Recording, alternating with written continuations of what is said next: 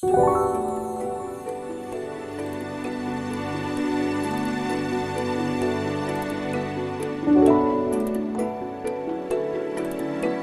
천재 화가의 그림입니다. 바위에 새긴 듯한 그림. 어떻게 그린 것일까요? 아이를 앞세우고 뒤따라가는 여인들의 고단한 삶의 결이 겹겹이 묻어있는 듯한 독특한 질감. 여인의 모습이 옹색해 보이지 않는 따뜻함이 있습니다. 천재 화가의 수수께끼 같은 예술과 삶의 이야기가 그림 속에 숨어 있습니다.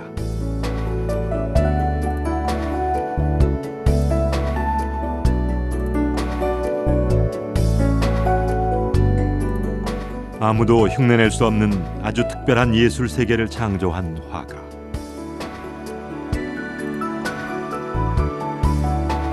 한국인이 가장 사랑하는 화가로 언제나 우리 곁에 살아있는 화가 박수근입니다.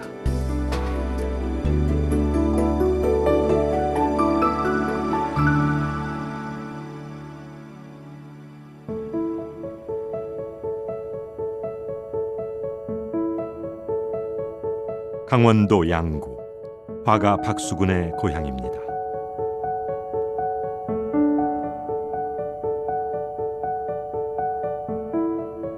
오늘 그는 자신이 나고 자랐던 옛집 터에 앉아 있습니다. 화가 박수근은 극적인 삶을 살다간 예술가였습니다. 초등학교를 졸업하고 독학으로 자신의 예술 세계를 열었던 천재 화가. 한쪽 눈을 잃고도 붓을 놓을 수 없었던 화가. 일제말과 6.25를 지나는 힘겨운 시대, 민초들의 삶을 화폭에 담았던 화가. 51세의 짧은 생을 마감한 가난한 화가.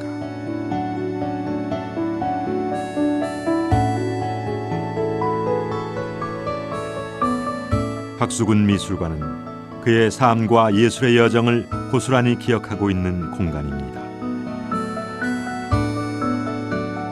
화가 박수근은 생전에 그가 상상할 수 없었던 많은 영광을 얻은 예술가입니다. 한국의 문화인물로 선정되고 그의 그림들은 한국 근현대 미술 작품 중 최고가의 작품이 되었습니다. 그의 이름 앞에는 언제나 가장 한국적인 화가, 국민의 화가, 우리의 화가와 같은 수식어가 한 몸처럼 따라다닙니다.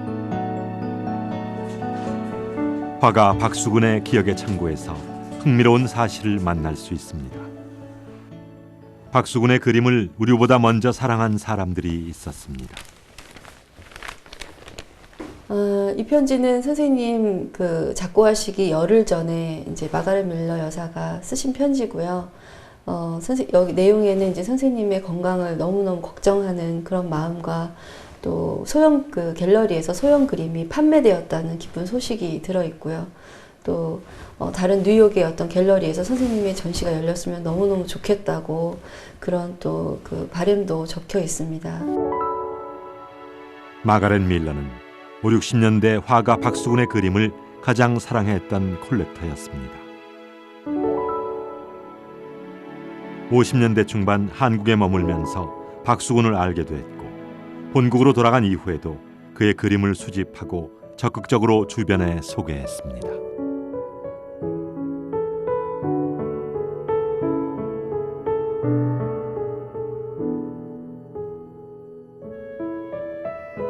저널리스트였던 그녀는 1965년 2월 미국 로스앤젤레스에서 발행되던 디자인 잡지에 조용한 아침의 나라 화가 박수근이란 제목으로 그의 예술 세계를 소개했습니다.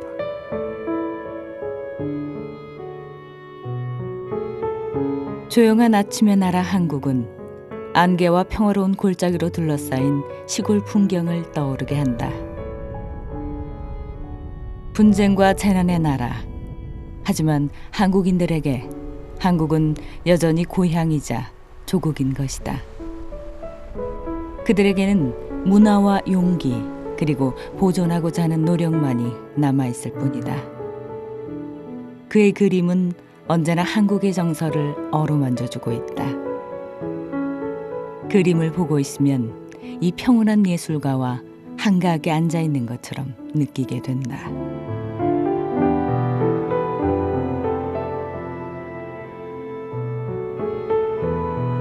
마가렛 밀러가 소장했던 작품 중에 하나였습니다. 그녀의 집 거실의 한 벽면은 박수근의 그림으로 채워져 있습니다.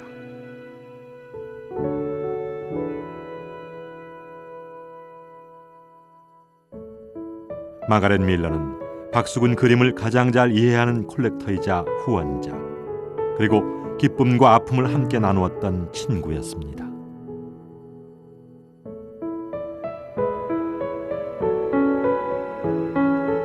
친애하는 박화백님께 전 귀하의 그림이 샌프란시스코의 현대미술관 아시아관에 걸려있는 것을 보고 매우 기뻤습니다. 그것은 진머만 부인이 소장한 그림이었습니다. 귀하의 그림은 전시장에 걸린 유일한 한국 유화였습니다. 그림이 너무 좋았습니다. 1960년대의 그 반도하랑의 그 풍경은 뭐 조그만 방이었으니까 6평 반, 그러니까 그래서 다닥다닥 아래 위로 그냥 한 3층 정도를 이렇게 그림을 이제 걸었는데, 그 이제 박수근 선생님 작품이 이제 제일 가운데에 걸렸는데, 그거는 이제 호당 뭐 1,000원인가 그래갖고 3호가 3,000원, 주로 외국 사람들이 사갔거든요. 그래서 왜 그 사람들이 사나 생각했더니 작품도 굉장히 색다르고 아주 독특한 데다가 그분들이 이제 한국을 근무를 마치고 이제 돌아갈 때 한국을 기억하는, 또 한국을 기념해서 그 그림을 사갔던 것 같아요. 그러니까 서양 사람들이 독특하니까. 그냥 여기서 그냥 서양에서도 흔히 보는 스타일의 그런 그림 같은 건 특별히 눈이 안 갔잖아요. 아버니가 이게 정말 한국적이구나, 한국 화가의 그림이로구나. 또 이 그림이 소재가 완전히 한국의 현실에 그 아주 그 진하게 그 현실감이라든지 그런 것이 표현돼 있고 그러니까. 화가 박수근이 한국에서 본격적으로 재조명되기 시작한 것은 1970년대 이후였습니다.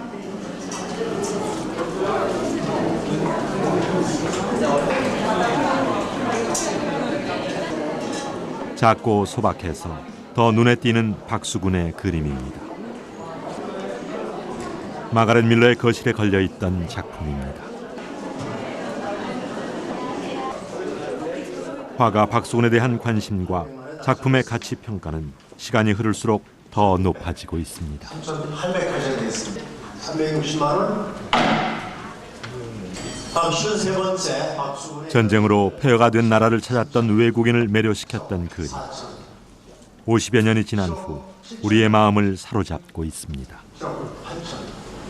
7억 9천 전화 주고 있습니다.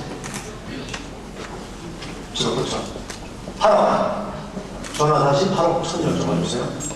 최웅차이가 최웅차이가 현장 228번 8억 3천 전해드리겠습니다. 50여 년 전 마가렛 밀러가 박수근에게 매료되었던 이유는 무엇일까요? 그리고 오늘 우리는 왜 화가 박수근에게서 그 이유를 찾고 있는 걸까요? 전화 여쭤보겠습니다. 8억 5천 세 번 옷가하고 넘깁니다. 8억 5천, 8억 5천, 8억 5천만 원 228번 손님께 축하드립니다. 박수근 씨의 그림은 창이나 문에 사용되는 거친 창호제 표면과 비슷한 질감을 나타내고 있으며 그의 커다란 화폭은 화강암 조각의 울퉁불퉁한 표면과 같은 효과를 내고 있다. 박수근 씨의 주제들은 모두 한국인이다. 등에 어린이를 업고 있는 여인들과 소녀들, 거리의 행상인들, 뒷골목에서 놀고 있는 어린애들, 일하는 사람들, 그리고 겨울나무의 앙상한 가지 밑에 있는 인물들이다. 그의 모델은 그 자신의 아이들이요, 가족이자 이웃들인 것이다.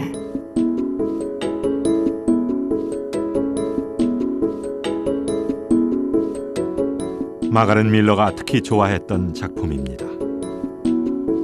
앙상한 겨울나무 아래 서 있는 두 여인은 그녀가 만났던 한국과 한국인들, 그리고 화가 박수근의 초상이었습니다. 힘들고 가난하지만 궁색하지 않고 삶의 위안을 주는 사람들의 얼굴이었습니다. 1970년대 마가렛 밀러는 자신이 소장했던 박수근의 그림 30여 점을 한국으로 다시 돌려보냈습니다.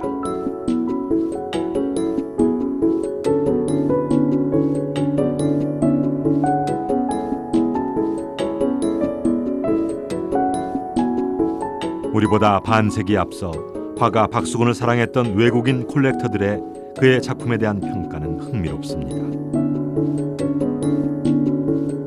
먼저 독특한 질감에 주목했습니다. 그는 초기 프랑스 인상파의 영향, 특히 전묘법을 보여주고 있지만 그는 질감에 있어 새로운 스타일의 창조자이다. 한국 사찰들의 동물 그림이나 꽃장식에서 발견되는 화강암 조각의 느낌이 박수근 화백 작품의 질감에 녹아있다.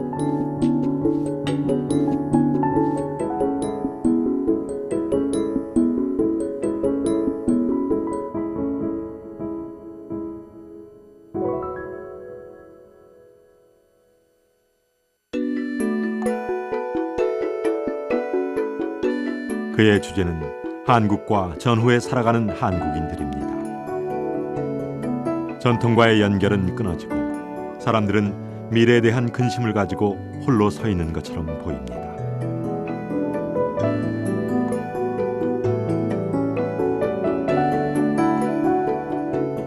그러나 그의 작품의 대부분 인물들은 가장 전형적인 한국인이 가진 결단과 담대한 용기를 보여줍니다.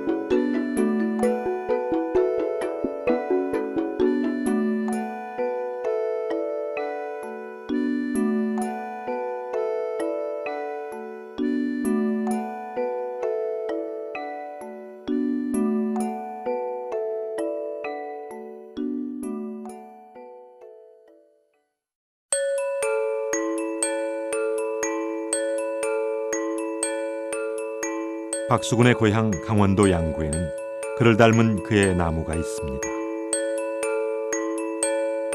이제 고목이 된 느릅나무. 어린 시절 화가를 꿈꾸며 그림을 그렸던 박수근을 기억하고 있는 나무는 그의 그림 속에 늘 소년의 눈높이로 서 있습니다.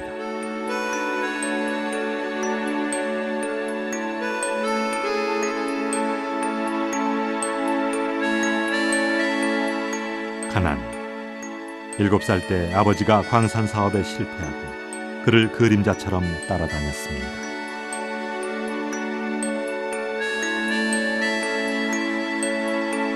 영혼을 울리는 울림, 황혼의 들녘 저 멀리서 들려오는 종소리, 밀레의 만종을 보고 12살 소년 박수근은 밀레와 같은 화가를 꿈꿉니다.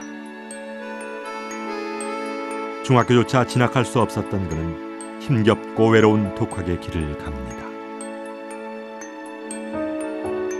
18살 때 박수근은 처음 조선미술전람회에 출품합니다. 입선. 박수근에게는 그토록 바라던 화가의 길로 이제 첫 발을 내딛는 의미였습니다. 박수근은 마치 숙제를 검사받는 학생처럼 출품해 9번에 걸쳐 입선을 했습니다.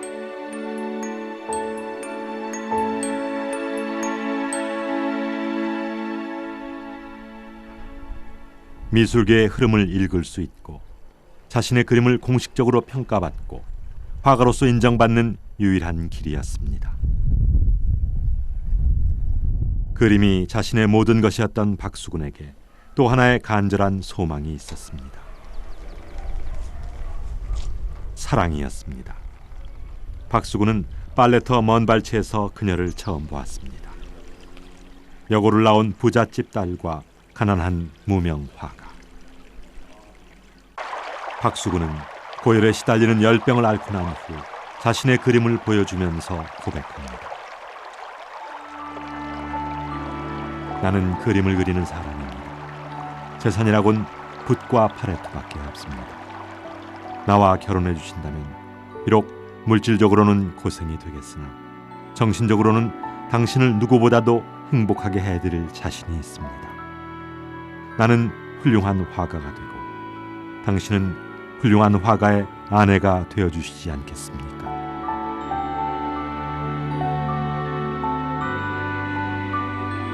아내 김복순 여사가 작고 1년 전에 집필한 아내에 이르기에는 가난한 화가의 아내로 박수근과 함께 동행했던 삶의 여정이 담겨 있습니다.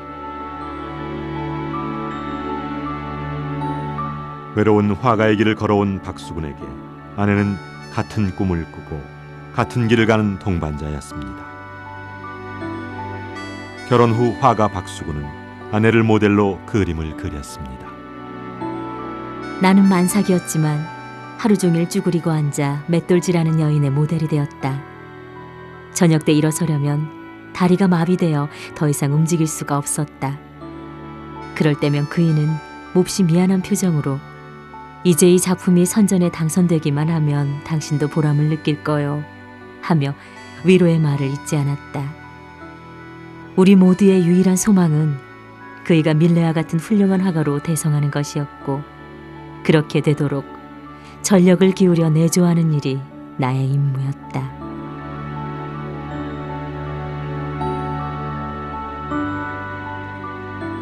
박수근의 작품은 우리가 살아가는 일상에서 만나는 사람들, 풍경들입니다.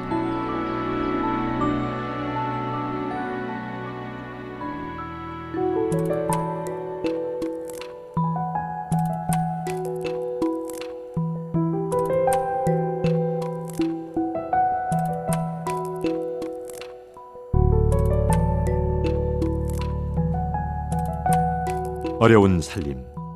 어쩌다 아내가 귀한 굴비를 상위에 올리면 박수근은 곧 화폭으로 옮겨 담습니다.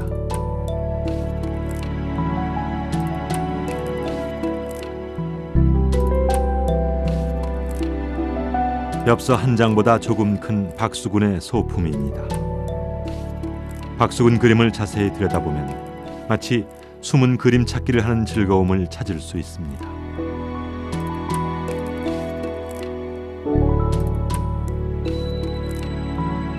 여인들이 빨래를 마치고 널고 있는 풍경입니다. 우물가 아래를 자세히 보면 화가 박수근이 얼마나 면밀하고 세심한지 말해주는 숨은 그림이 있습니다.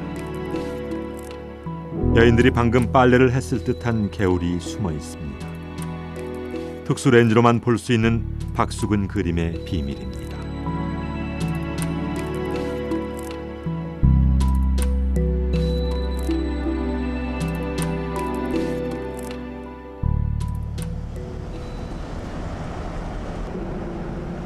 분단과 6.25 전쟁, 해방 직후 잠시 중학교 미술교사를 하며 생활의 안정을 찾았던 박수근은 다시 깊고 어두운 삶의 터널을 만납니다.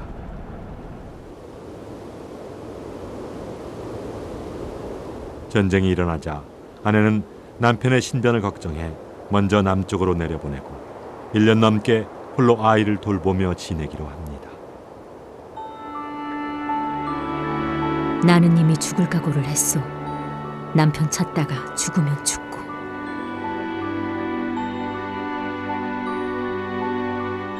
인숙이는 8살이고 성남이는 4살이라 성남이는 없고서 남쪽을 향해 걸어야만 했다.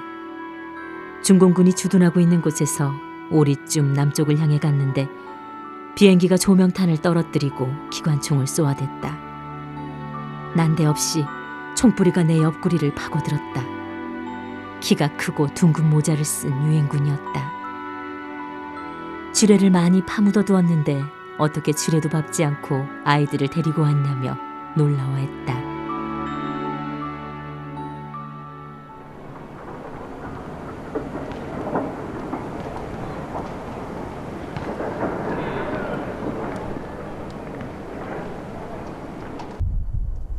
홀로 남으로 내려온 박수근에게 가족에 대한 기다림은 형벌과 같은 것이었습니다.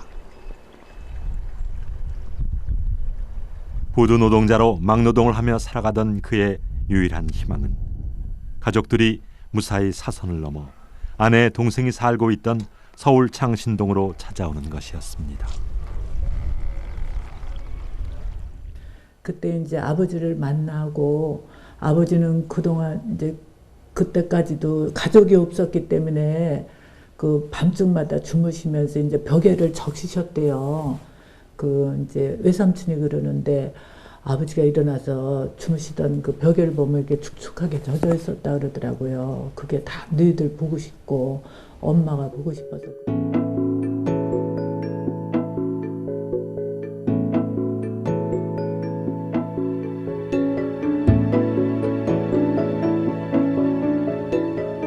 그의 그림 중에는 자신이 사랑하는 가족을 그린 그림이 많습니다.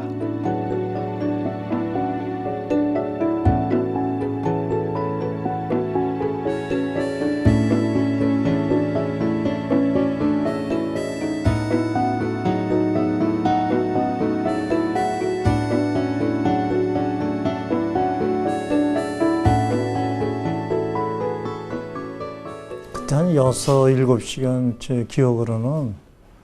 근데 아버지께서 이제 저를 이제 그리신 이유는 그 당시는 모르고 그냥 아버지가 앉으려니까 앉았고 똑바로 쳐다보면 쳐다보고 그러면서 서로 이제 눈과 눈에 나는 이제 바깥에서 아이들 뛰어노는 소리에 나를 부르는 것 같고 얼른 나와서 놀고 싶은데 아버지는 그냥 꼼짝 그냥 못하게 하고 앉혀놓고 그러고 이제 아버지는 그렇게 이제 그리셨던 거거든요.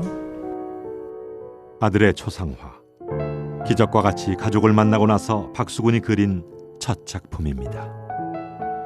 그래서 그 그림은 저를 그렸다라고 한 번도 생각한 적이 없었어요. 물론 저를 똑같이 제 이미지까지도 아주 뭐 정말 누가 봐도 저래요. 모든 사람들이요. 그렇게 아버지가 마음을 담아서 잘 그리셨지만은 저는 그 그림을 보면 너무 가슴이 아파요. 저희 형도 6.25 전쟁통에 잃었거든요. 이남에서 첫 작품이 바로 저를 그려준 작품이거든요. 그랬을 때 또다시 6.25가 생긴다라면은 나도 잃어버릴 수 있다라는 거죠.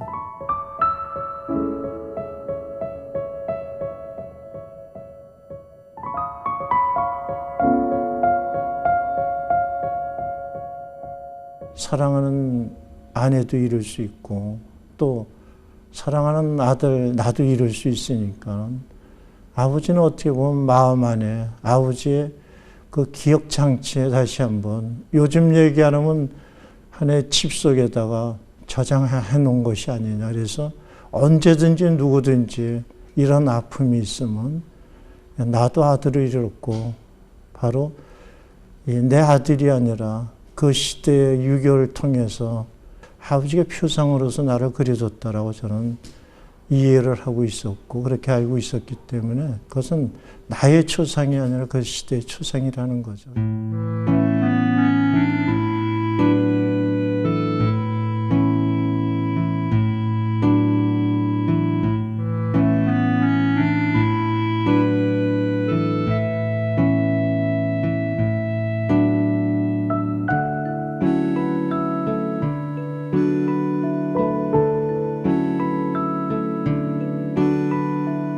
가족을 만나고 박수근은 미군 부대 PX에서 초상화 그려주는 일을 했습니다. 소설가 박완서의 데뷔작이자 70년대 초 베스트셀러였던 소설 남옥은 PX 초상화부에서 함께 일했던 박수근을 소재로 한 것입니다. 소설가 박완서는 초상화를 그릴 미군들을 끌어오는 일을 했습니다. 미군 월급이 25일 그러면 그 무렵에 이제 뭐 물건도 많이 사고 그래요. 그 지나갈 적에 뭐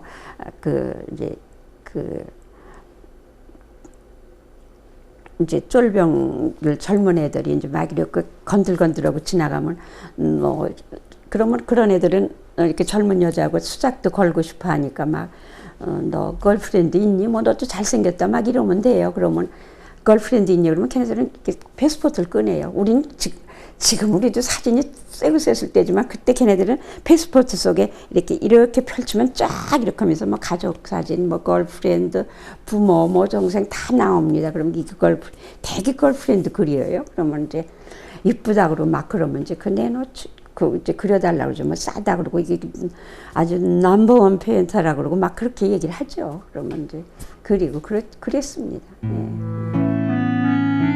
박수근은 스카프에 미군들이 건네주는 사진을 보고 그려주었습니다. 그림 한 장 값은 $5. 그러나 실제 손에 쥘 수 있는 것은 반도 채 안 되는 돈이었습니다.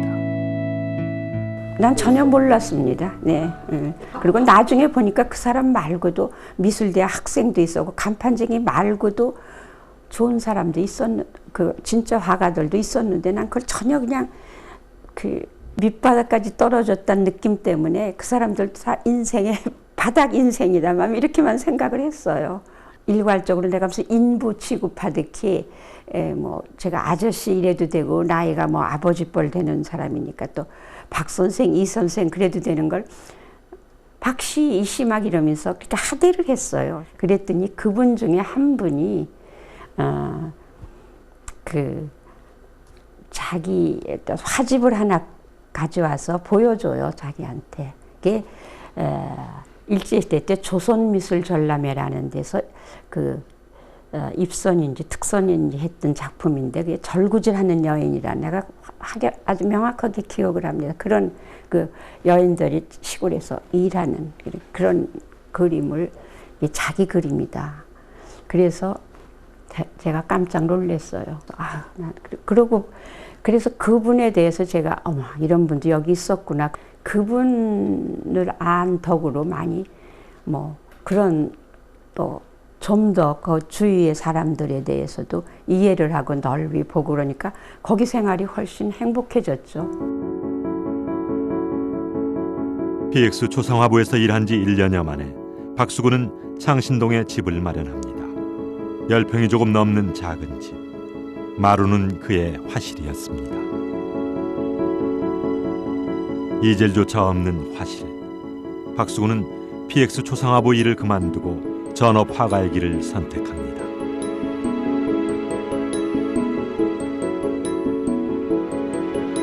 (1953년) 그는 국전에 출품합니다. 작품은 집. 박수근은 특선에 당선됩니다. 특선은 처음이었습니다. 자신의 집 화실에서 전시회를 위해 그린 첫 그림이었던 이 그림은 화가로서, 남편으로서, 아버지로서 화가 박수근이 인생에서 가장 큰 행복감을 느끼게 해준 작품이었습니다. 전업 화가로서 박수근의 일상은 시계추처럼 반복되었습니다. 아침에 일어나서 청소를 하고 식사를 하고 10시부터 오후 4시까지 그림을 그렸습니다. 그의 일상의 풍경은 골목길까지 이어집니다. 아버지에게 마루를 내어주고 딸은 동생을 업고 골목길에 나가 친구들과 지냅니다.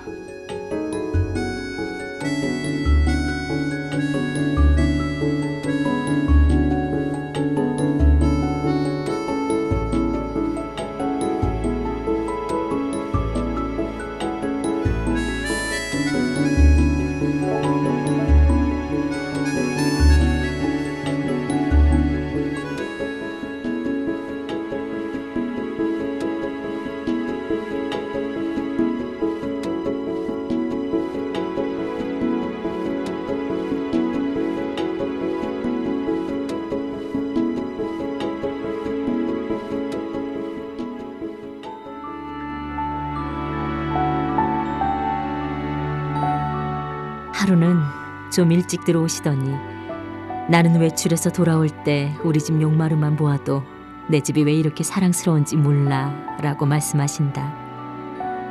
뭐가 그리 사랑스러우시냐고 물었더니 먼 발치에서 우리 집을 바라보면서 저 집에 죽었다 살아온 나의 사랑하는 처자식이 있다는 생각을 하면 그렇게도 기쁠 수가 없다고 하신다. 모든 것이 부족했던 절대 빈곤의 시대. 그림을 팔아서 생계를 이어간다는 것은 힘겨운 일이었습니다. 가난을 견뎌내는 것은 아내 김복순의 몫이었습니다. 일정한 수입이 없이도 힘들다 내색하지 않고 살림을 꾸려나갔습니다.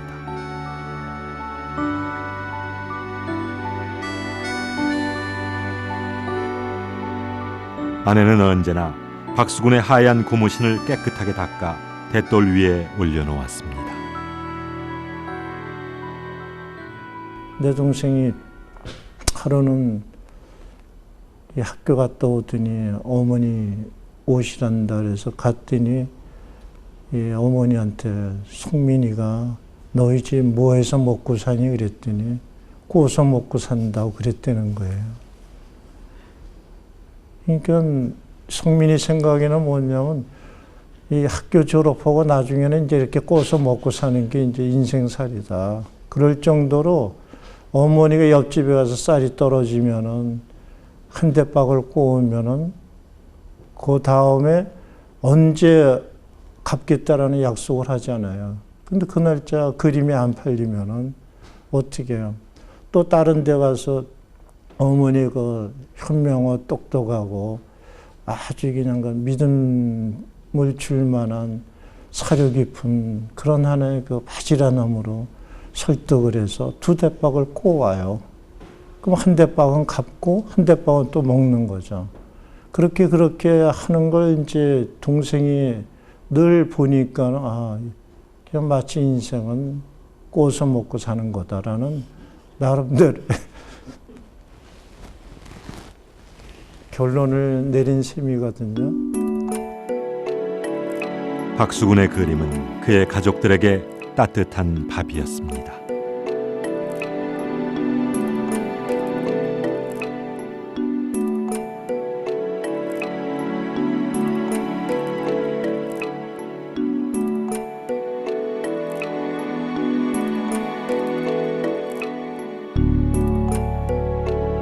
화가 박수군의 그림 속에 등장하는 나무들에서 푸른 잎을 지닌 나무는 드뭅니다. 벌거벗은 겨울나무, 나목들입니다. 가족을 지키기 위해 무슨 일이든 해야 하고 정든 고향을 떠나 타지에서 생존을 위해 또 다른 전쟁을 치러야 하는 사람들의 시대를 박수군은 나목으로 상징했습니다. 새순이 돋아날 봄을 기다리며 한겨울을 견뎌내며 새 생명을 웅크리고 있는 나목, 그의 나목입니다.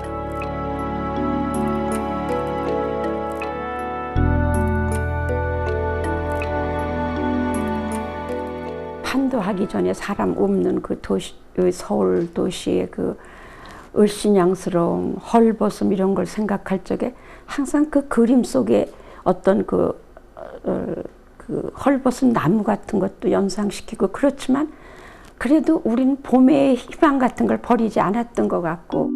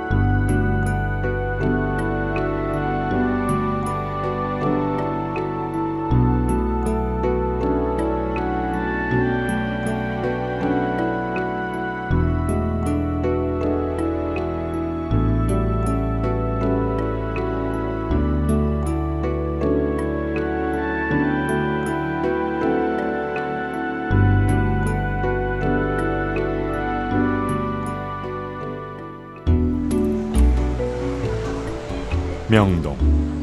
변하지 않은 것은 이 거리는 사람들을 끌어당기는 거리라는 점입니다. 저녁이면 마치 자석에 이끌리듯 각 분야의 예술인들이 이 거리로 나와 335 좋아하는 공간을 찾아 술과 함께 열정적인 토론을 벌이는 모습이 과거 이 거리의 풍경이었습니다.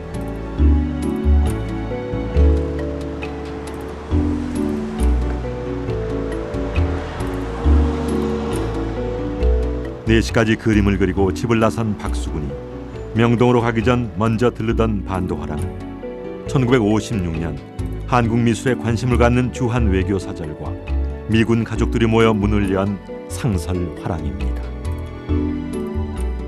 50년대 중간에 반도화랑이 생겼을 때에 박수근으로서 최고의 그 삶의 길이 거기서 좀 이루어지기 시작한 거예요.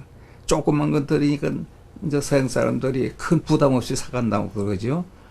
그리고 제일 좋아했고 제일 많이 팔렸으니까 박수근이 그림이. 이제 59년에 이대원 선생님이 그 운영을 맡으셨는데 그때부터 그 이대원 선생님은 박수근 선생님과 인연이 깊어진 거예요. 또 이제 화랑에 또 이제 그 박수근 선생님 나오시면은 편지 번역해서 또 답장 써드리고 또 읽어드리고 작품을 뭐 팔아드리는 거는 물론이고 박 선생님 작품을 설명하는 데에 굉장히 전문적이시니까 그 외국인들한테 아주 열심히 박수근 선생님에 대해서 그 설명하고 이해시키고 또 이제 그때는 대사관 문정관으로 계시던 그 핸더슨이라는 분이 계셨는데 그분의 부인이 미세스 핸더슨이라고 그림을 너무 좋아하는 분이었는데 하여튼 한 달에 한 번씩 이렇게 버스로 모든 외교관들을 이렇게 마서 작가 화실 방문을 하는 프로그램이 있었습니다. 그래서 그때 꼭 이대원 선생님 같이 동참하셔서 가서 다 영어로 설명하셔야 되니까 설명하시고 또 그림도 팔아드리고. 반도화랑은 외국인들에게 한국의 화가와 작품을 소개하는 창구 같은 곳이었습니다.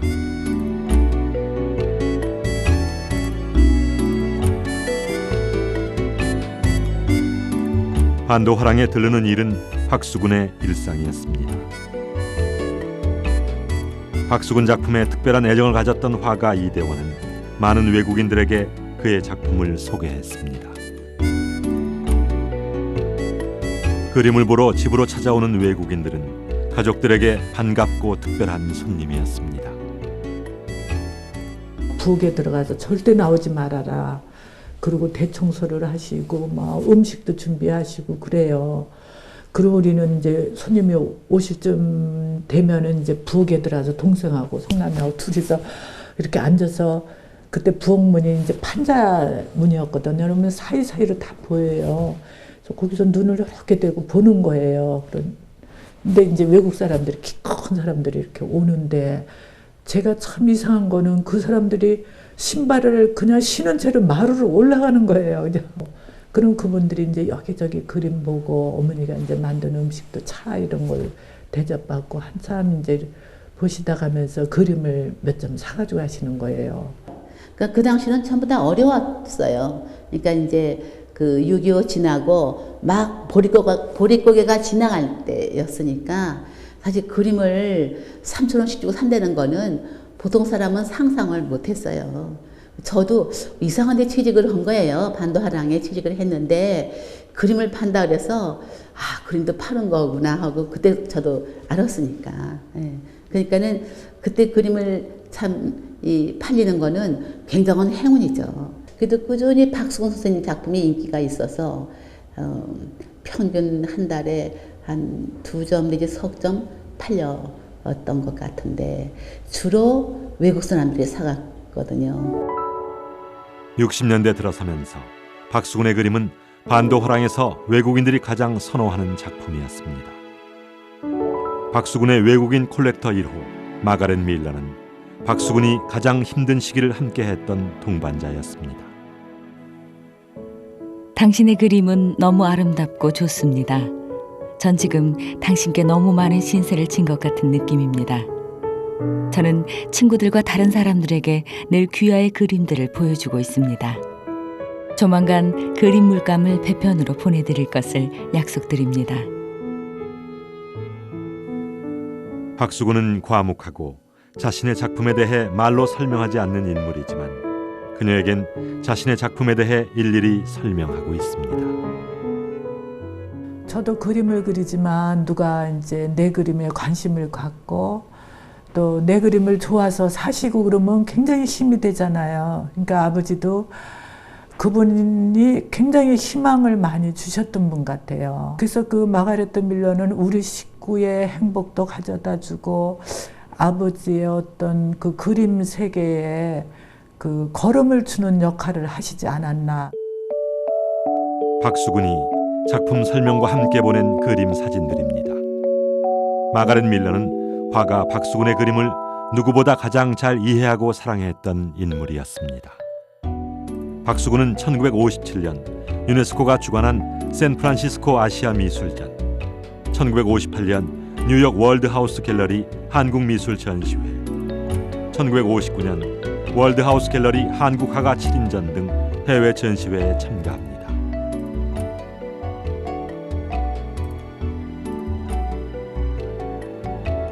이곳에는 박수근과 관련된 흥미로운 자료들이 있습니다.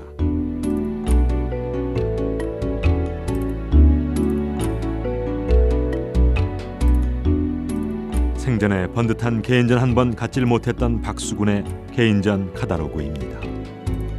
단촐한 전시회 카다로그. 생전에 그가 한 유일한 개인전 장소는 미군 부대 도서관이었습니다. 이 박수근은 이 세상을 떠날 때까지 개인전이라고 하는 것이 오산에 있는 미 공군 무슨 이제 사령부에 도서관을 담당하고 있는 미군 장교 중위관인가 대위관인가 하는 사람이 또 역시 서울에 오면은 반도 하랑에 가서 박수근 그림에 대해서 아주 찬미하고 정말 놀라운 화가다.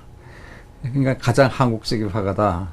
영어로 오리엔탈 오일 페인팅이라고 그런 용어를 썼지 않아? 박수근의 그림을 오리엔탈 오일 페인팅, 동양의 유화라고 소개합니다. 박수근 그림의 독특한 질감과 기법이 신기했나 봅니다. 마른 유화 물감을 왕겨와 같은 건조한 물질을 섞어 사용한다고 설명합니다.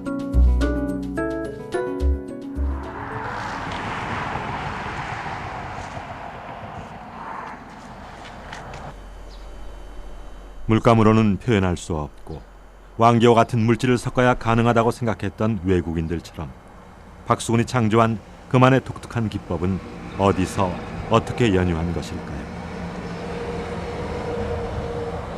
황화 같은 이제 느낌도 날 거고 또 뭐 어떤 분은 그냥 된장같이 구수한 그림이다.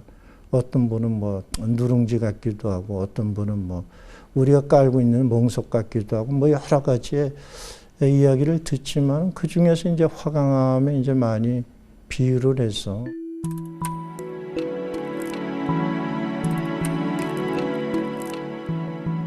박수근은 이런 깊은 질감을 내기 위해 물감을 겹겹이 발랐습니다. 그림의 표면은 적게는 8개에서 12개의 층으로 이루어져 있습니다. 각 층마다 필법도 건조 방법도 다 달리해야 하는 복잡한 과정입니다. 그의 작업은 엽서 3개 크기만한 소품을 완성하는데 1달 반이라는 시간을 필요로 합니다.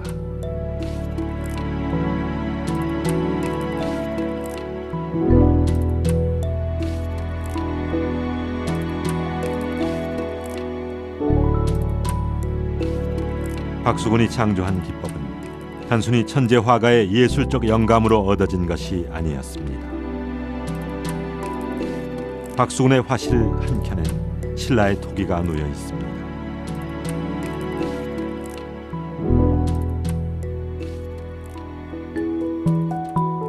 유품들은 그가 자신의 작품 세계를 창조하기 위해 어떤 노력들을 했는지 이야기해 줍니다.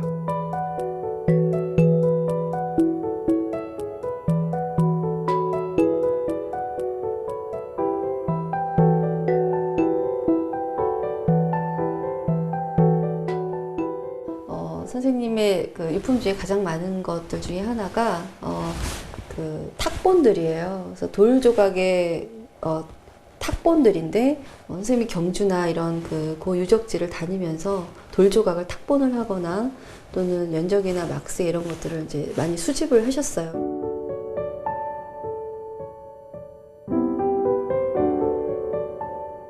박수근이 직접 만든 탁본들입니다.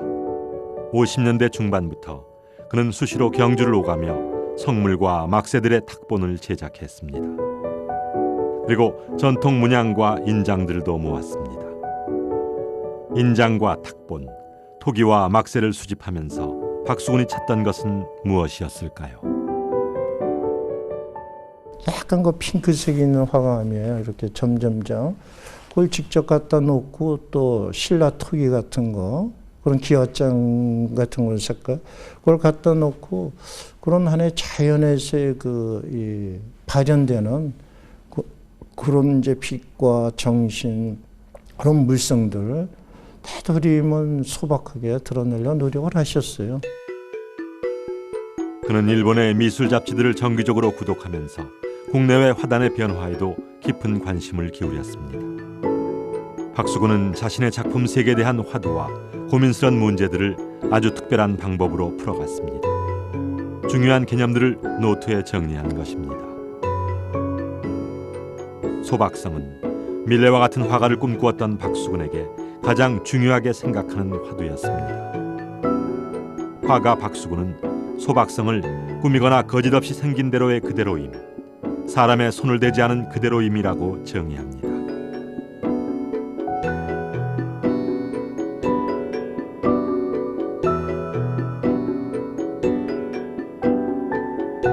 (10개, 12개 층으로 겹겹이 올려놓은 질감을 박수근은 소박성에서 찾았습니다.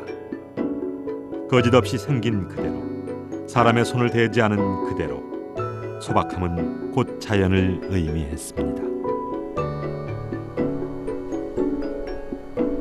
나무는 비바람, 시련, 풍요로운 대지와 태양의 선, 자신이 살아온 날의 기억을 고스란히 간직하고 있습니다.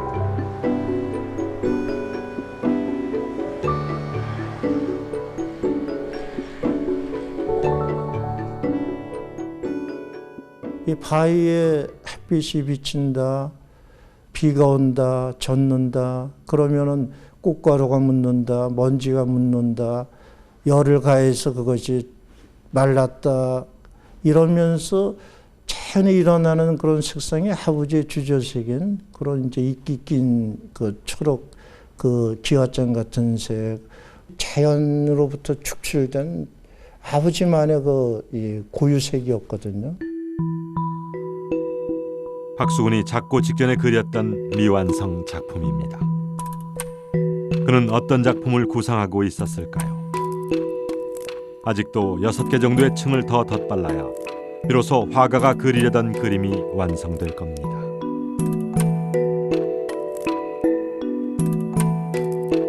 박수근의 질감해주는 독특함의 정수는 마지막 단계에 있습니다. 일명 때묻힘입니다. 그 고유색을 아버지가 가장 좋아하는 흰색 위에다도 발랐고 마지막에 그리고 핑크색에다도 발랐어요. 그럼 어떤 현상이 일어나냐면은 우리가 문지방 같은데 이렇게 지나가다 보면 이렇게 자꾸 들어가잖아요. 그러면 생나무로 집을 지었더라도 자꾸 인유가 묻으면은 그게 바로 골동품이거든요. 골동품이 우리가 이렇게 보면 따뜻하고 정감 있고 그런 것들이 아버지는 그 시대 조류뿐만 아니라 자연에 일어나는 하나의 현상 하나하나가 바로 소박하게 어떤 변화가 오더라도 있는 그대로 그것을 다 드러내거든요.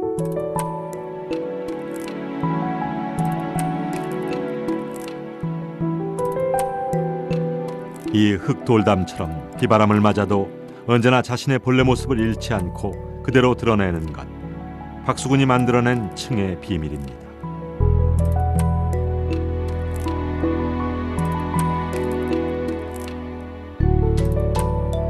박수근 씨의 그림은 창이나 문에 사용되는 거친 창호제 표면과 비슷한 질감을 나타내고 있으며 그의 커다란 화폭은 화강암 조각의 울퉁불퉁한 표면과 같은 효과를 내고 있다. 화가 박수근은 말한다.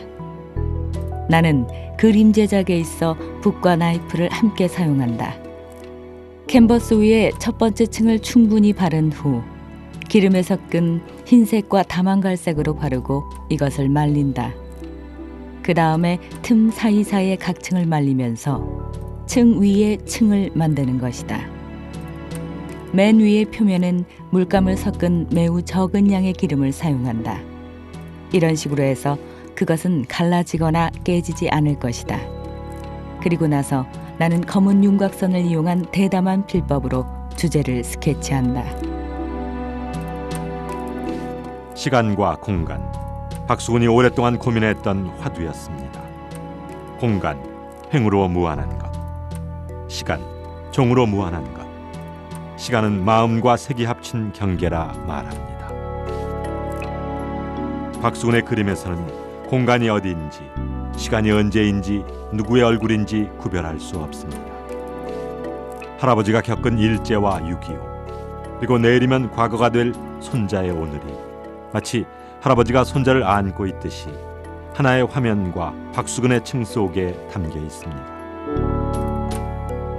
시간을 그린 모네의 인상파, 공간을 그린 피카소의 입체파, 박수근은 시간과 공간의 층을 그렸습니다.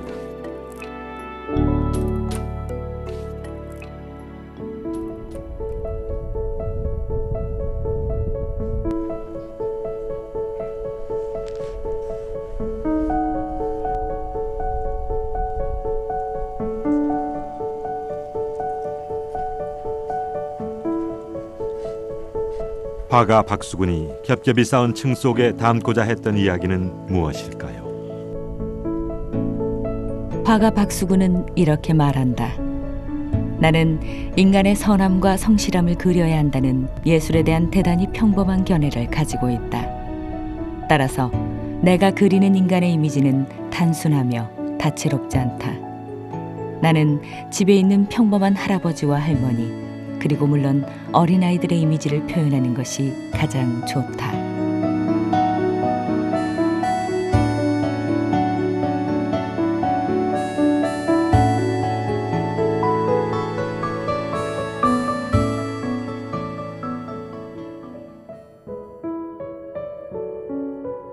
너나 할 것 없이 채우고 싶어도 채울 것이 없는 빈 수레와 같은 삶이었습니다. 화가 박수근은 빈 수레를 채우듯 거칠게 겹겹이 층을 쌓았습니다. 덕지덕지 바른 층 하나하나는 빈 수레에 무엇인가 담고 싶은 박수근의 마음이었습니다. 미술관에는 박수근의 마음, 체온을 느낄 수 있는 또 다른 작품들이 있습니다. 300여 점의 드로잉들입니다. 거리에서 만나는 일상의 풍경, 거리에 우두커니 앉아있는 남자들, 행상들, 모두 그가 화폭에 담을 이야기였습니다.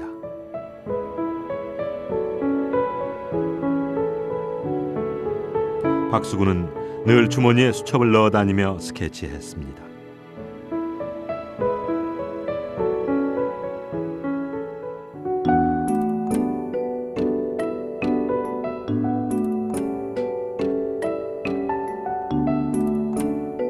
불쑥 대문을 열고 들어와 마루턱에 앉아 잠시 쉬었다 가는 행상들, 거리에서 만나는 노상들, 그의 그림 속 사람들에 대한 화가 박수근의 마음은 어떤 것이었을까요? 여름날 비가 오기에 우산을 가지고 동대문 버스 정류장에 나가서 기다렸다. 버스에서 내리시는 그이와 같이 오는데 과일을 파는 아주머니 세 분이 나란히 앉아 계신다.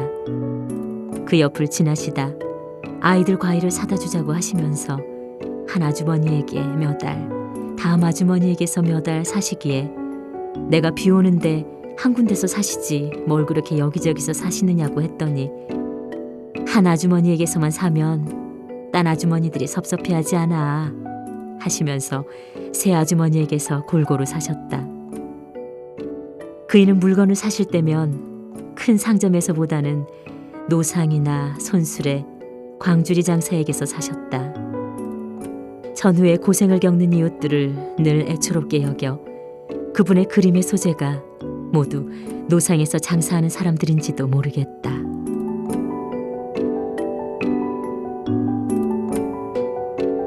귀찮더라도 새 아주머니에게 고루 사주어야 마음 편한 사람. 광주리의 물건을 다 팔지 못하고 앉아있는 노상들을 보면 사주지 못하는 미안함에 고개 숙이고 지나가야 하는 사람. 인간 박수구는 그런 사람이었습니다.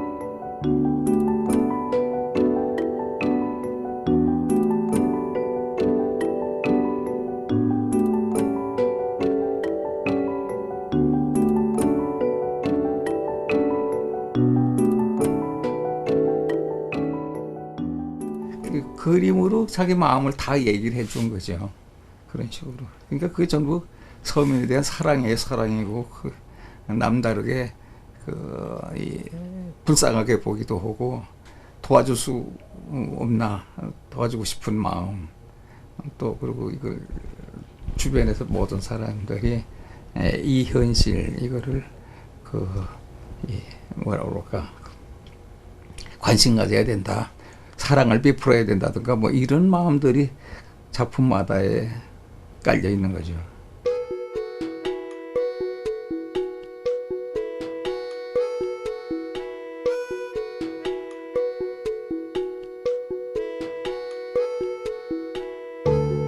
아이가 기대고 있는 엄마의 등에 비해 남자의 등은 유난히 작아 보입니다.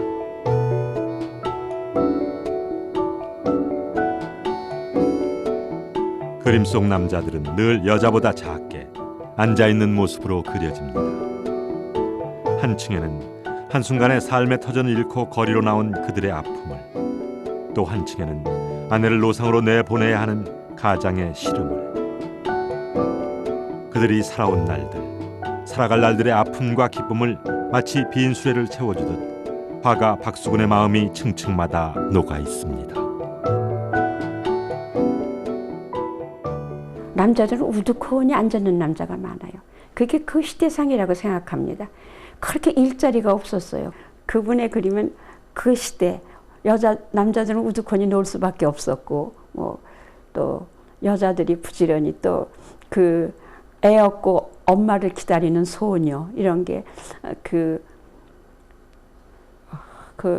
전후의 그 쓸쓸함, 헐벗음, 그러면서 그래도 여자라도 버니까 그래도 풀칠하고 살지 않았겠어요?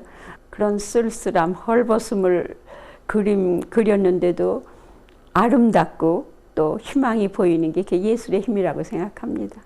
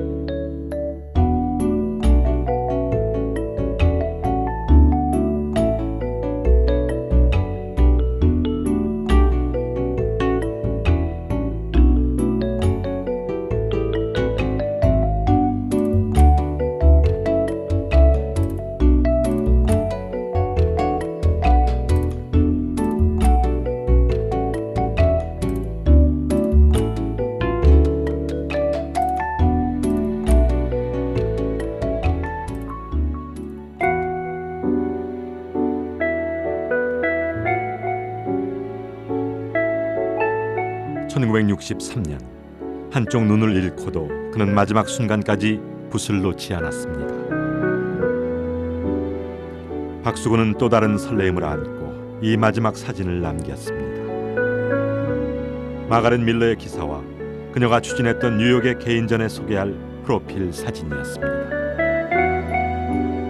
타계 10일 전에 보낸 마가렛 밀러의 편지에는 새로운 소망과 기대의 메시지가 담겨 있습니다.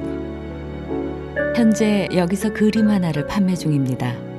그 그림은 소형 그림 중에 하나이며 판매가 완료되면 바로 수표를 보내드리겠습니다.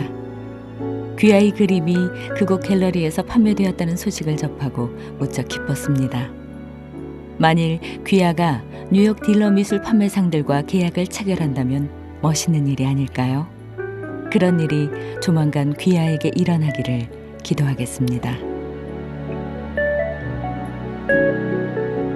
한국의 화가로 세계에서 새롭게 조명받는 것. 화가 박수근이 남긴 미완의 꿈입니다.